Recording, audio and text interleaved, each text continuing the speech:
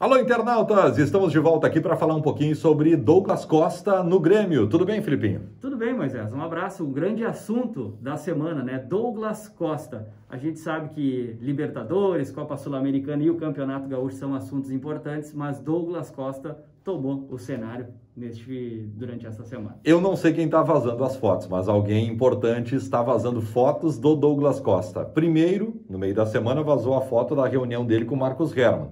E foi uma foto bem nítida, ficou muito claro que era o Douglas e o Marcos Herrmann, novo homem forte do futebol do Grêmio. E agora pela manhã, daí é uma foto que ele publica somente para grandes amigos ou melhores amigos no seu Instagram. Ele publica essa foto com a camisa do Grêmio e no fundo da foto tem um fotógrafo preparando o cenário, me parece que é para uma bateria de fotos já também para o anúncio dele oficial como jogador gremista. Vazou de novo e em meio a tudo isso da Itália chegam as informações que o acordo entre jogador e Juventus aconteceu. Vamos aos detalhes, né, de como aconteceu essa negociação que vai ter o anúncio de Douglas Costa no Grêmio. Douglas Costa vai jogar no Tricolor. Durante a semana, como já disse o Moisés, teve o encontro do Marcos Herrmann, vice de futebol do Grêmio, com o Douglas.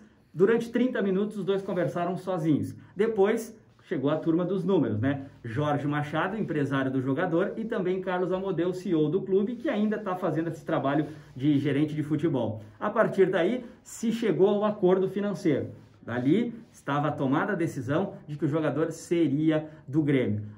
E aí, faltou a Juventus, então, entrar nessa parada. Representantes do jogador do Grêmio estiveram na Itália hoje e a reunião acabou acontecendo durante todo o dia. E ficou definido, então, os detalhes de como vai acontecer o acerto, se seria por empréstimo ou, de repente, uma rescisão. E me parece que a rescisão ficou na estrutura melhor analisada pela Juventus.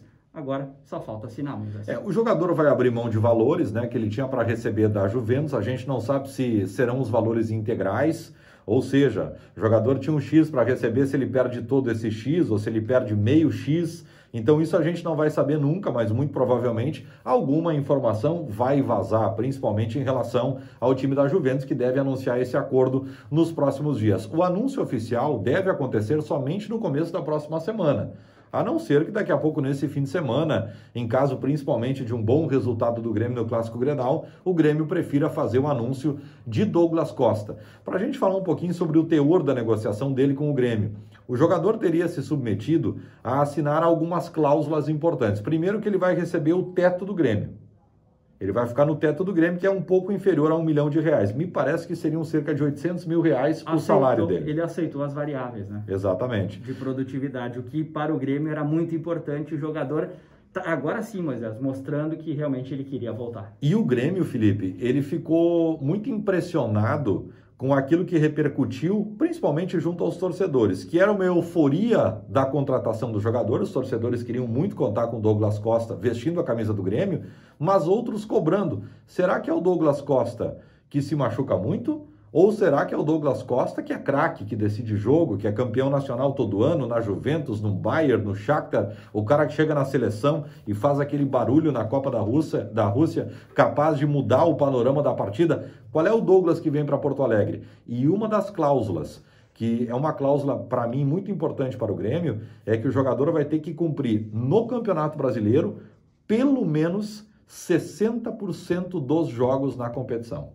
O que é muito importante, porque a principal preocupação do Grêmio era um alto investimento de um jogador que de repente poderia ficar de fora de muitas partidas. Então, com essas variáveis, o Grêmio respira um pouco mais aliviado e por isso que levou adiante. Depois que o Douglas aceitou as variáveis, ficou muito claro que o Grêmio ficou até à vontade para abrir o negócio, principalmente através do seu vice de futebol, o Marcos Herrmann. Mas é importante, Moisés disse, a tendência é que na próxima semana o anúncio aconteça, mas o Grêmio já está montando toda a situação, todo o clima para que o anúncio aconteça. O Grêmio vai fazer um super anúncio. A gente falava esses dias em outro material que a gente produziu. Nós temos algumas grandes contratações na temporada. O Tyson do Inter foi uma grande sacada. O jogador queria voltar, mas o Internacional queria muito contar com ele. Então o Inter fez uma grande contratação. O Nátio Fernandes no Atlético Mineiro, para mim, foi uma grande sacada. O Hulk também, pelo estofo dele, pelo nome que ele tem, principalmente na Europa, foi uma grande sacada. Mas para mim, a do Douglas Costa é a maior contratação do futebol brasileiro em 2021 e eu não estou acreditando que alguma outra contratação vai superar o Douglas Costa.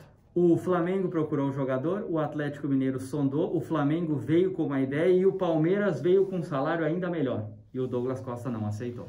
O Douglas me parece que estava muito mesmo, fazendo uma força muito grande, porque ele estava muito afim de jogar no Grêmio. E dentro daquele discurso que ele tinha, que no Brasil ele só jogaria no Grêmio, está cumprindo a promessa com o torcedor. É uma grande contratação e eu acho que rapidamente vai dar resultado. Eu acho que no futebol brasileiro o Douglas Costa dá uma sobrada. O Grêmio pode ter de um lado Ferreirinha, do outro Douglas Costa. Pode estar se tornando aí o principal ataque hoje do futebol brasileiro. É assunto para outro vídeo, Filipinho, mas o Ferreirinho acho que não fica muito tempo não. Até porque as informações que nós temos é que a multa rescisória é baixa.